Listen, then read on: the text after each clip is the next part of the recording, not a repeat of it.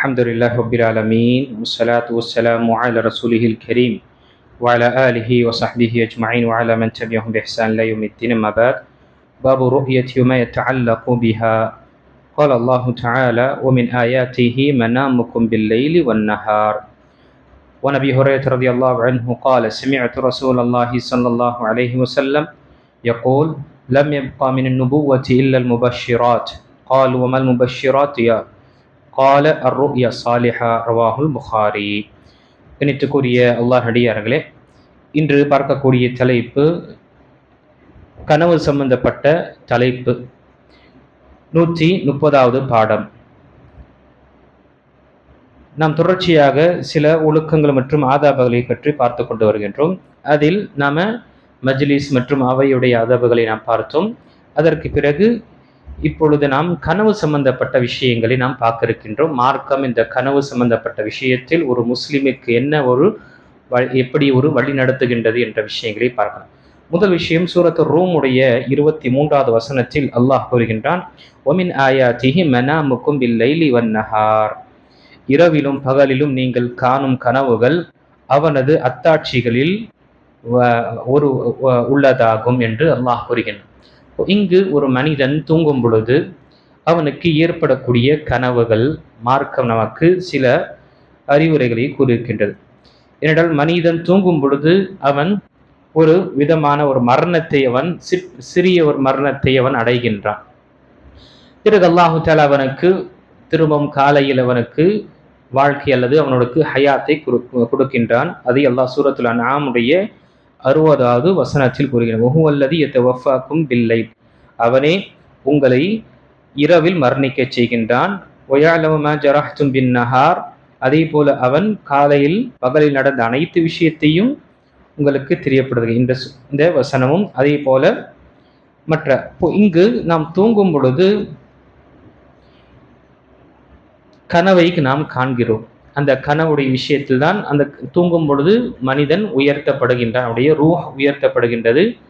இங்கு அங்கு என்று சில அல்லாஹ் எங்கு நாடுகின்றானோ அந்த ரூஹ் செல்கின்றது. அதனால்தான் புகாரில் வரக்கூடிய ஹதீஸில் நாம் தூங்கும் பொழுது துஆ நபி ஸல்லல்லாஹு அலைஹி வஸல்லம் கற்றுத்தந்தார்கள்: அல்லாஹும்ம பிக வதஅது ஜம்பி வ பிக அர்ஃபா. யா அல்லாஹ், உன்னுடைய பெயரை கொண்டுதான் என்னுடைய உடலை என்னுடைய முழு விஷயத்தையும் உன் பக்கமே நான் சமர்ப்பிக்கின்றேன். உன்னுடைய பெயரை கொண்டுதான் நான் எழும்பவும் செய்கின்றேன். ஃபைனம் சத்த ரூஹை அல்லது நப்சி, நீ என்னுடைய உயிரை பறித்து கொண்டாய் என்றால் ஃபர்ஹம்ஹா வஃபிர் லஹா, அதை மன்னித்து அதன் மீது கருணை புரிவாயாக. வஇன் அர்சல்தஹா, அதை நீ திருப்பி அனுப்பினாய் என்றால் ஃபஹ்ஃபத்ஹா, அதை நீ பாதுகாப்பாயாக. பிமா தஹ்ஃபது பிஹி பஅதக ஸாலிஹீன், எப்படி நல்லோர்களுடைய உயிரையும் அவங்களுடைய ரூஹையும் பாதுகாக்கின்ற அது மாதிரி பாதுகாக்கும். இப்போ இங்கு நாம் தூங்கும் பொழுது கனவு உடைய விஷயங்களை மார்க்கம் நமக்கு 3 வகையாக காண்பிக்கின்றது. ஷேக் உசைமீன் ரஹிமஹுல்லாஹ் அவர்கள் விளக்குரை சொல்லும் பொழுது நாம் கண்ட கனவுகள் இது 3 வகையாக வரும். ஒன்று அர்ருயா மஹ்பூபா, விருப்பத்தக்க ஒரு மகிழ்ச்சியான ஒரு கனவு ஏற்படும். இன்னொன்று ருயா மக்ரூஹா, வெறுக்கத்தக்க மனிதன் வெறுக்கக்கூடிய நிலை சில கனவுகளை அவன் பார்ப்பான். மூன்றாவது ருயா இபாரத்துன் அஷ்யாஇன் லைஸ லஹா மஅனா, மூன்றாவது கனவு பார்க்கக்கூடியது அது அவனுடைய உள்ளத்தில் ஏற்படக்கூடிய சில எண்ணங்கள்னால் அது வரக்கூடியது. இதற்கு எந்த ஒரு அர்த்தமும் அல்லது எந்த ஒரு தொடர்பும் கிடையாது. மனிதன் சிந்தித்து கொண்டு இருப்பான், அது அவனுக்கு ஏற்படும். இப்போ முதல் வகை பார்க்கும் பொழுது ருஹ்யா சாலிஹா, நல்ல கனவு. நல்ல கனவு பற்றி சொல்லும் பொழுதுதான் அல்லாஹு தஆலா நபி ஸல்லல்லாஹு அலைஹி வஸல்லம் கூறியிருக்கின்றார்கள்: நபித்துவத்தில் சுப செய்திக்கு கூறப்பட்டவற்றை தவிர வேறு மீதம் இல்லை என நபி ஸல்லல்லாஹு அலைஹி வஸல்லம் கூறினார்கள். சுப செய்தி கூறுபவை என்றால் என்ன என்று நபித்தோழர்கள் கேட்டார்கள். நல்ல கனவு என நபி ஸல்லல்லாஹு அலைஹி வஸல்லம் கூறினார்கள். இது புகாரில் வரக்கூடிய ஹதீஸ். இப்போ நபுவத்திற்கு பிறகு, நபித்துவத்திற்கு பிறகு, ஏன்னா நபித்துவம் நிப்பாட்டப்பட்டது நபி ஸல்லல்லாஹு அலைஹி வஸல்லம் உடைய கடைசி இறுதியாக நபியாக அனுப்புவார். ஆனால் சில சுப செய்திகள் நமக்கு வரும். ஒரு முஃமினுக்கு அல்லாஹ் மீது ஈமான் கொண்டு பேணுதலான வாழ்க்கை வாழக்கூடியவனுக்கு அவனுடைய வாழ்க்கையில சில சுப செய்திகள் கணவன் மூலமாக வரும். அப்ப அந்த சுப செய்தி எப்படி வரும் என்று கேட்கும் பொழுது ருயா சாலிஹா, சாலிஹான கனவு என்று நபி ஸல்லல்லாஹு அலைஹி வஸல்லம் கூறினார்கள். வரக்கூடிய ஹதீஸிலும் பார்க்கும் பொழுது கியாமத்துடைய அடையாளங்கள், இந்த உலகம் அழியக்கூடிய அடையாளங்களில் ஒன்று என்ன என்றால், முஃமின் பார்க்கக்கூடிய ஒவ்வொரு கனவும் அது அவனுக்கு பகலில் அது நினைவாக ஆகும். அது முழுமையாக அது நடந்தே தீரும்.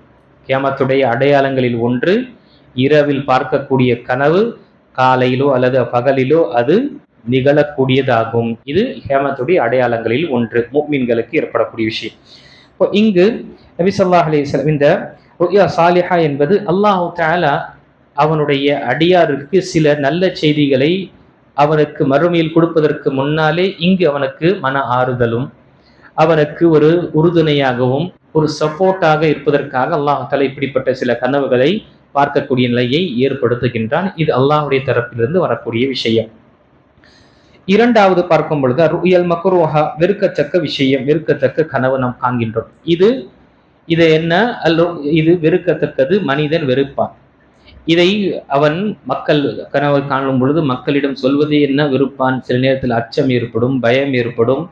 அவன் அந்த கனவை கொண்டு மிகவும் மனோ இச்சையில் தள்ளப்படுவான். இது என்ன? ஷைத்தான் முஃமின்களுக்கு பிரத்யேகமாக முஃமின்களுக்கு சிரமப்படுத்த வேண்டும். அல்லாஹ் மீது சார்ந்து இருக்கக்கூடியவர்களை அவனிடமிருந்து திசை திருப்புவதற்காக என்ன செய்வான்? அவர்களுக்கு இப்படிப்பட்ட சிரமமான சில கனவுகளை ஏற்படுத்துவான். அதில் நபி ஸல்லல்லாஹு அலைஹி வஸல்லம் காலத்தில் இந்த விஷயங்கள் என்ன செய்ய வேண்டும் என்றால், இந்த விஷயத்தை, இந்த கெட்ட கனவுகளை பார்க்கும் பொழுது யாருக்கும் நாம தெரியப்படுத்தக்கூடாது. இதற்கு தீர்வு முதல் விஷயம், அந்த கனவிலிருந்து நம் அல்லாஹ்விடம் பாதுகாவல் தேட வேண்டும். அஊது பில்லாஹி மினஷ் ஷைத்தானிர் ரஜீம். இரண்டாவது, இந்த கனவை பற்றி யாரிடம் நாம வினவக்கூடாது, தெரியப்படுத்தக்கூடாது. இது நாம் பார்க்கிறோம். அதே போல இது ஷைத்தானுடைய தரப்பிலிருந்து நமக்கு ஏற்படுத்தக்கூடிய மன உளைச்சல் என்று நாம நினைவு கொள்ள வேண்டும். மூன்றாவது விஷயம் என்ன? இந்த கனவில் நாம சில நேரத்துல நம்முடைய விஷயங்கள், உலகத்துல ஏற்படக்கூடிய விஷயங்கள், அதே நிகழ்வுகளை சிந்தித்து அந்த சிந்தனையிலே வைத்து நாம் தூங்குவோம். அது நமக்கு கனவாக சில நேரத்தில் வரும். அதற்கு எந்த ஒரு அர்த்தம், எந்த ஒரு பிரதிபலன், அதனுடைய ரிசல்ட் என்ற விஷயங்களுக்கு வராது. அதுதான் நபி ஸல்லல்லாஹு அலைஹி வஸல்லம் ஒரு சம்பவம் முஸ்லிமில் வரக்கூடிய ஹதீஸில், ஒரு சஹாபி அவர்கள் அல்லாஹ்வுடைய தூதர் ஸல்லல்லாஹு அலைஹி வஸல்லம் அல்லாஹ்வுடைய தூதரே, நான் ஒரு கனவு கண்டேன், மிகவும் ஒரு பயங்கரமான கனவு. என்ன? நான் பார்த்தேன், என்னுடைய தலை வெட்டப்படுகின்றது. அது உருண்டி கொண்டே செல்லும் பொழுது என்னுடைய உடல் அதை பின்தொடர்ந்து ஓடுகின்றது. இப்படிப்பட்ட ஒரு கனவை பார்த்தேன் என்று சொல்லும் பொழுது நபி ஸல்லல்லாஹு அலைஹி வஸல்லம் என்ன கூறினார்கள்? லா துஹத்திஸின் நாஸ பித்தலஉபி ஷைத்தான். இது மக்களுக்கு என்ன செய்த இது மாதிரி விஷயங்களை ஷைத்தான் உங்களுடன் விளையாடக்கூடிய இந்த ஒரு சிரமப்படுத்தக்கூடிய விஷயத்தை நீ தெரியப்படுத்தாத என்று நபி ஸல்லல்லாஹு அலைஹி வஸல்லம் இங்கு கூறினார்கள். இப்படி சில நேரத்துல நாம நம்முடைய உணவுனால சில நேரத்தில் ஏற்படும், ஏதோ ஒரு டென்ஷன்ல இருந்து நம்ம தூங்க முடியும், இது மாதிரி ஏற்படும். இதுக்கு நாம அல்லாஹ் தஆலாவிடம் நாம பாதுகாவல் தேட வேண்டும். இப்போ இங்கு நபி ஸல்லல்லாஹு அலைஹி வஸல்லம் சொல்லக்கூடிய ஹதீஸ்ல நமக்கு சொல்லப்பட்ட விஷயம் என்ன? கியாமத் நாளில், இந்த புகாரி மற்றும் முஸ்லிம் வரக்கூடிய ஹதீஸ்ல, கியாமத் நாளின் காலம் நெருங்கிவிட்டால் முஃமினின் கனவு பொய்யாக ஆகாது. முஃமினின் கனவு நபித்துவத்தின் 46 பங்குகளில் ஒரு பங்காகும். ஏன்னா நபித்துவத்தினுடைய ஒரு பங்கு என்று பார்க்கும் பொழுது கனவு மூலமாகவும் அல்லாஹ்வுடைய தூதர் ஸல்லல்லாஹு அலைஹி வஸல்லமுக்கு சில விஷயங்களை அல்லாஹ் தஆலா கூறுவான். ஆனால் இங்கு மனிதன் இந்த கனவை கொண்டு அல்லது இந்த விஷயத்தை கொண்டு மார்க்கத்தில் புதிதான எந்த ஒரு சட்டத்தையும் கொண்டு வர முடியாது. இன்ஷா அல்லாஹ் வரக்கூடிய அமர்வில் நாம் பார்ப்போம். நபி ஸல்லல்லாஹு அலைஹி வஸல்லம் கனவில் பார்த்தார் என்றால் அது என்ன, எப்படி என்ற விஷயங்களை நாம் பார்ப்போம். ஆக நாம் ஒரு அளவுக்குள் நாம் இங்கு பார்த்து கொள்ள வேண்டும். மார்க்கம் முழுமையாக்கப்பட்டது. இப்போ எதுவுமே புதுசாக வராது. கியாமத் வரை புதுசாக எந்த ஒரு சட்டம் வராது. இப்போ ஒருவர் கனவில் பார்த்து அல்லாஹ்வுடைய தூதர் வந்தாரு, இப்படி சொன்னாரு, இது ஒரு மாதிரி இந்த அமலை செய்ய வேண்டும் என்று சொன்னார் என்றால் நினைவு கொள்ளுங்கள், அது நபி ஸல்லல்லாஹு அலைஹி வஸல்லமாக இருக்க முடியாது. ஏனென்றால் நபி ஸல்லல்லாஹு அலைஹி வஸல்லம் மார்க்கத்திற்கு முரணான எந்த ஒரு விஷயத்தையும் நமக்கு தெரியப்படுத்த மாட்டாங்க. இன்ஷா அல்லாஹ் வரக்கூடிய அமர்வில் நாம் நபி ஸல்லல்லாஹு அலைஹி வஸல்லமை நாம் கனவில் பார்ப்பது எப்படி, அது நமக்கு முடியுமா என்ற விஷயங்களை நாம் இன்ஷா அல்லாஹ் பார்க்கலாம். அல்லாஹு தஆலா நம் அனைவர்களுக்கும் மார்க்க சட்டங்களை அறிந்து அதன் பிரகாரம் வாழக்கூடியவர்களாக அல்லாஹ் நம்மை ஆக்கி அருளட்டும்.